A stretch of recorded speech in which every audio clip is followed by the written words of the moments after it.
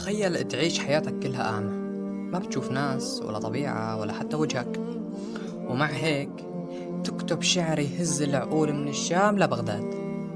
هاد كان أبو العلاء المعري يلي فقد عيونه بس ما فقد ضوء. مرحبا، أنا ورد المعري، وشغلتي كل يوم أعطيك معلومة ببساطة. أبو العلاء المعري انولد بمدينة معرة النعمان سنة 973 ميلادي، وهو صغير مرض وفقد بصره بس ما فقد شغفه.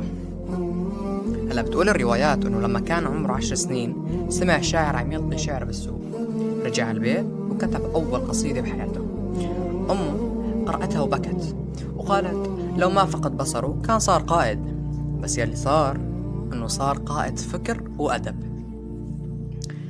هو ما تزوج وما أكل لحم بحياته وما وافق حاكم، عاش زاهد وحكى حق وسمى حاله رهين المحبسين. وكان يقول بيت شعر بسيط بس فكر فيه رح يوصل لجواتك. وإني وإن كنت الأخير زمانه لآت بما لم تستطعه الأوائل. كان بيقصد في هذا البيت أنه حتى لو جيت آخر الزمان رح أعمل شي ما عمله حدا من قبلي. أبو العلاء ما شاف العالم بعينه بس شافه بقلبه وفهمه بعقله، وكل كلماته لساتها معنا لليوم تذكرنا إنه الإعاقة الحقيقية هي لما نعطل عقلنا مو لما نفقد نظرنا. ولهون بكون عرفتك مين هو أبو العلاء المعري، أعطيتك معلومة ببساطة.